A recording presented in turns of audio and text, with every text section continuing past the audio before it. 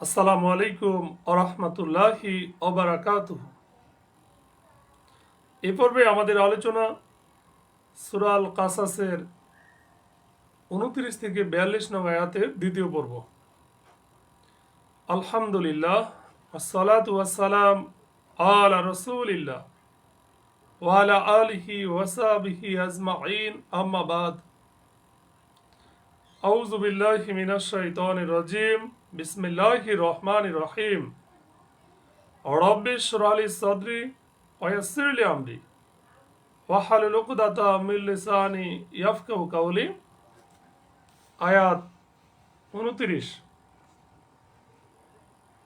এরশাদ হচ্ছে, ফালাম্মা কদা মূসা, অতঃপর যখন আল্লাহর নবী মূসা তার মেয়াদ পূর্ণ করল এবং সপরিবারে যাত্রা করল, তখন সে তুর পর্বতের পাশে আগুন দেখতে পেল। সে তার পরিবার পরিজনকে বলল, তোমরা অপেক্ষা করো, আমি আগুন দেখতে পেয়েছি, সম্ভবত আমি তা থেকে তোমাদের কাছে আনতে পারবো কোনো খবর অথবা একটি জ্বলন্ত অঙ্গার, যাতে তোমরা আগুন পোহাতে পারো। তো এখানে প্রথম বিষয় হচ্ছে যে মুসা আলাইহিস সালাম চাকরির নির্দিষ্ট মেয়াদ পূর্ণ করলেন। তো এটা 8 বছর না 10 বছর, তো এই ব্যাপারে হযরত আব্দুল্লাহ ইবনে আব্বাস রাদিয়াল্লাহু তাআলা আনহু বলেন যে অধিক মেয়াদ অর্থাৎ 10 বছর মেয়াদকাল তিনি পূর্ণ করেছিলেন, আর নবীগণ যা বলেন তা পূর্ণ করেন। তো আল্লাহ রাসূল সাল্লাল্লাহু আলাইহি সাল্লামও প্রাপককে তার প্রাপ্যের চাইতে বেশি দিতেন, এবং তিনি উম্মতকেও নির্দেশ দিয়েছেন যে চাকুরি, পারিশ্রমিক ও কেনাবেচার ক্ষেত্রে ত্যাগ স্বীকার করতে, সর্বোচ্চটা দিতে। তো এ থেকে প্রমাণিত হয়েছে একজন মানুষ তার সেকেন্ড বিষয় আর কি, তার পরিবারের উপর কর্তৃত্বশীল। সে তাদেরকে নিয়ে যেখানে ইচ্ছা যাওয়ার অধিকার রাখে।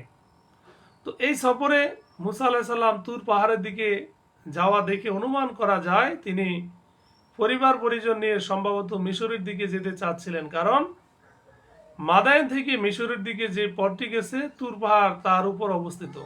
সম্ভবত মুসা আলাইহিস সালাম মনে করে থাকবেন 10টি বছর চলে গেছে, এখন যদি আমি নীরবে সেখানে চলে যাই এবং নিজের পরিবারের লোকজনদের সাথে অবস্থান করতে থাকি, তাহলে হয়তো আমার কথা কেউ জানতেই পারবে না। এই ধারণা তার হলো। ফালাম্মা আতাহা নুদিয়া, অতঃপর যখন নবী মুসা আগুনের নিকট আসলো, তখন উপত্যকার ডান পাশে পবিত্র ভূমিতে অবস্থিত বৃক্ষ থেকে তাকে আহ্বান করে বলা হলো, হে মুসা, নিশ্চয়ই আমি আল্লাহ, সৃষ্টিকুলের রব। তার মানে হচ্ছে, প্রথম বিষয় হচ্ছে আওয়াজ উপত্যকার এক প্রান্ত থেকে এলো, যা পশ্চিম দিক হতে পাহাড়ের ডান দিকে ছিল। এখানে গাছ হতে আগুনের শিখা বের হচ্ছিল, যা আসলে মহান আল্লাহর নূর, জ্যোতি ছিল। আর দ্বিতীয়ত, হে মুসা, এখন তোমার সঙ্গে যে কথা বলছে সে আমি আল্লাহ, বিশ্বজগতের প্রতিপালক। সুবহান আল্লাহ। আয়াত 31, ওয়ান আলকি আসাকা, আর তুমি তোমার লাঠি ফেলে দাও। মুসা আলাইহিস সালামকে বলা হলো। অতঃপর যখন সে ওটাকে দেখলো, ফেলে দেওয়ার পর সাপের মতো ছুটাছুটি করছে, তখন সে পেছনের দিকে ছুটলো এবং ফিরেও তাকালো না। তৎক্ষণাৎ বলা হলো, হে মুসা, সামনে যাও এবং ভয় পেও না, নিশ্চয়ই তুমি নিরাপদ। তো এটি হচ্ছে সেই মুজিজা যা মুসা আলাইহিস সালাম নবুয়ত প্রাপ্তির পর পেয়েছিলেন। যেহেতু মুজিজা অস্বাভাবিক জিনিসকে বলা হয়, যা স্বাভাবিকতার বিপরীত কর্মকার শূন্য। আর যেহেতু এসব জিনিস মুজিজা কেবল আল্লাহর ইচ্ছা ও আদেশ ক্রমেই প্রকাশ পায়, কোনো মানুষের এখতিয়ারভুক্ত নয় এগুলো, যদিও হোক সে কোনো মহান পয়গম্বর ও নৈকট্যপ্রাপ্ত নবী। সেহেতু মুসা আলাইহিস সালামের হাতের লাঠি মাটিতে ফেলে দেওয়ার পর একটি জীবন্ত সাপ হয়ে গেল এবং তখন তিনি ভয় পেয়ে গেলেন। আবার যখন আল্লাহ তাআলা তার প্রকৃত তত্ত্বের কথা জানিয়ে তাকে সাহস দান করলেন, তখন তার ভয় দূর হলো এবং তার নিকট একথা স্পষ্ট হলো যে মহান আল্লাহ তার সত্যতার প্রমাণস্বরূপ এই মুজিজা দান করেছে।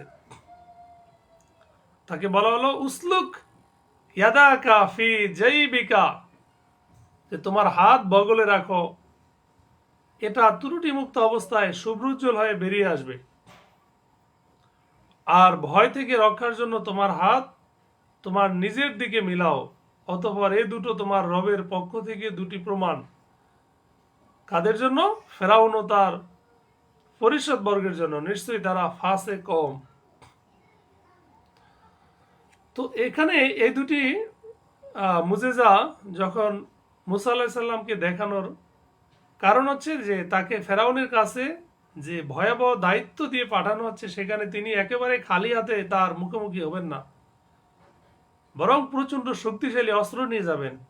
আর এই দুটি মুজেজাই ছিল অত্যন্ত সুস্পষ্ট, নবুয়তের পক্ষে বিরাট ও অকাট্য প্রমাণ।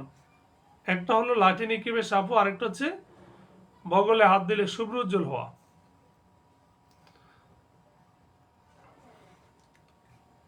তো এখানে তাফসির ইবনে কাসির রহমতুল্লাহ বলেন যে যে কোনো ব্যক্তি মুসা আলাইহিস সালামের অনুকরণে ভয়ের সময় নিজ হাত তার হৃদয়ের উপর রাখলে তার হৃদয় হতে ভয় বিলকুল দূর হয়ে যাবে, নতুবা কমসে কম সে ভয় কিছু হালকা হবে। অর্থাৎ ভয় পেলে যদি বুকে হাত রাখা হয়, আমরা এই জন্য অনেক সময় বুকে থুতু দিয়ে থাকি।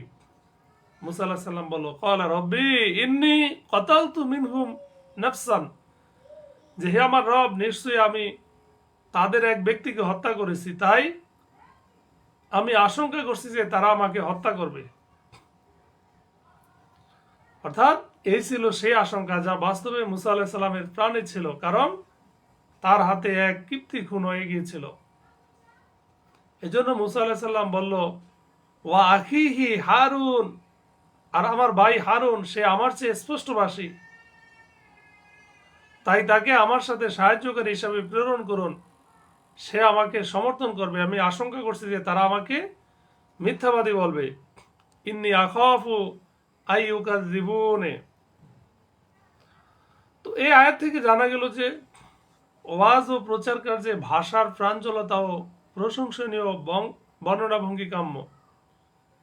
এই গুণ অর্জনে প্রচেষ্টা চালানো নিন্দনীয় নয়। তবে হারুন আলাইহিস সালাম তার ভাই মুসা আলাইহিস সালাম থেকে বেশি বাগ্মী হলেও ফেরাউনের সাথে কথাবার্তা মুসা আলাইহিস সালামের মাধ্যমে সংগঠিত হয়েছিল বলেই প্রমাণিত হয়। আর এর দ্বারা এটাই প্রমাণিত হয় যে প্রাঞ্জলতার যেমন প্রয়োজন, তেমনি জ্ঞানের পরিধিরও আলাদা কদর রয়েছে।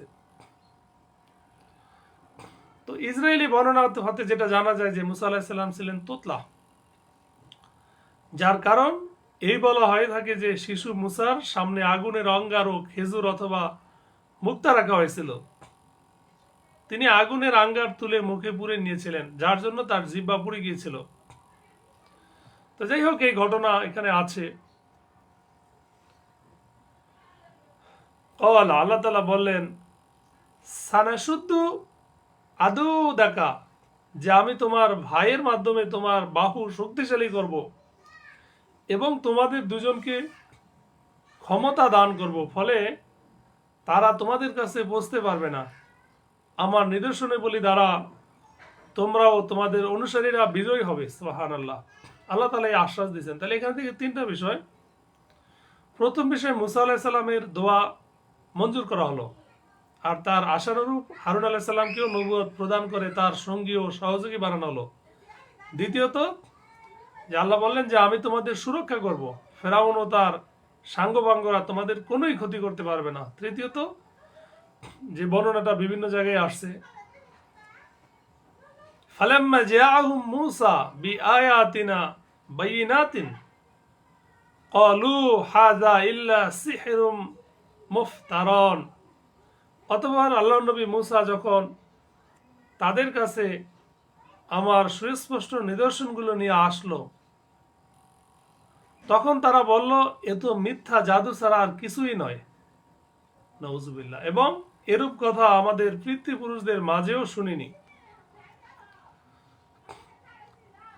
অর্থাৎ এই দাওয়াত যে বিশ্বজাহানের একমাত্র আল্লাহই ইবাদতের যোগ্য, এটি আমাদের জন্য সম্পূর্ণ নতুন কথা।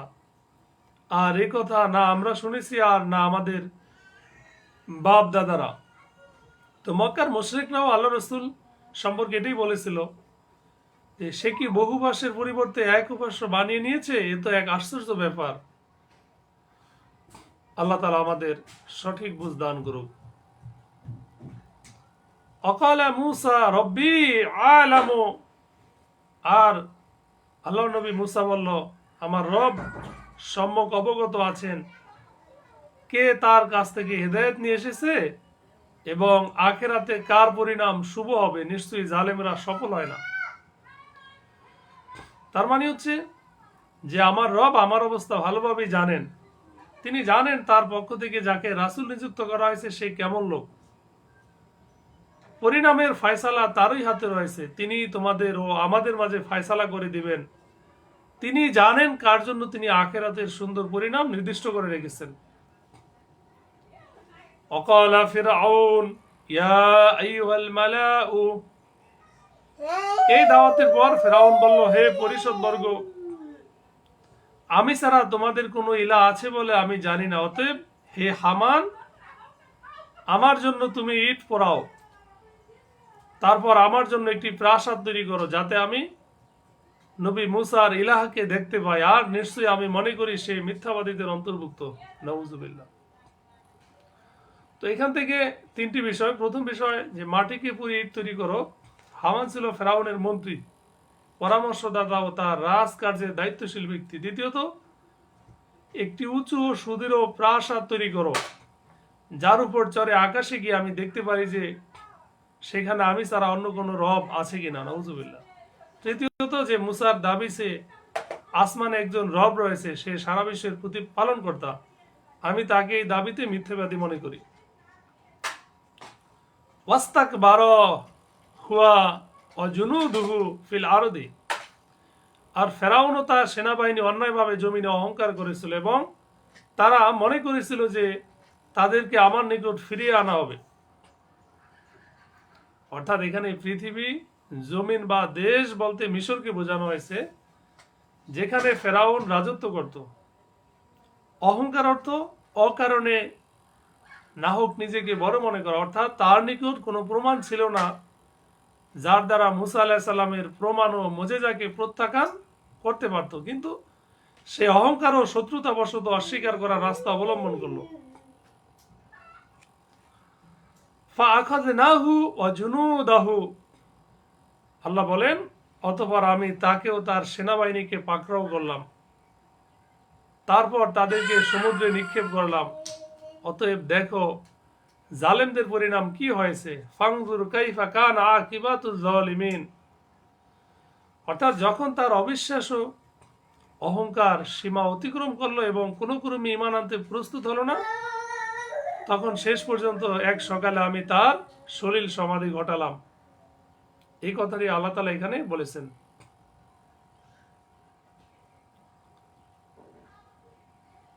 আয়াত 41, ওয়াজআলনাহুম আইম্মাতান ইয়াদউনা ইলান নার, আর আমি তাদেরকে নেতা বানিয়েছিলাম, তারা জাহান্নামের দিকে আহ্বান করত এবং কিয়ামতের দিন তাদেরকে সাহায্য করা হবে না। তার মানে তাদের পরে যে কোনো ব্যক্তি আল্লাহর একত্ববাদ বা আল্লাহর অস্তিত্বকে অস্বীকার করবে, ফেরাউনেরা তার পথিকৃত নেতা ও অগ্রগামী গণ্য হবে, যারা ছিল জাহান্নামের দিকে আহ্বানকারী। ওয়াতবা'নাহুম ফি হাযিহি দুনিয়া লা'নাতান, আল্লাহ বলেন এই জমিনে আমি তাদের পেছনে অভিসম্পাত লাগিয়ে দিয়েছি, আর কিয়ামতের দিন তারা হবে ঘৃণিতদের অন্তর্ভুক্ত। অর্থাৎ ইহকালে তারা অপমানিত লাঞ্ছিত হয়েছে, আর পরকালেও তারা ঘৃণিত কুৎসিত হবে। অর্থাৎ মুখ কালো আর চোখ হবে নীল, যেমন জাহান্নামীদের ব্যাপারে বর্ণনা আসছে এরকমই। আল্লাহ তাআলা আমাদের সঠিক বুঝ দান করুক। আমিন। আসসালামু আলাইকুম ওয়া রাহমাতুল্লাহ।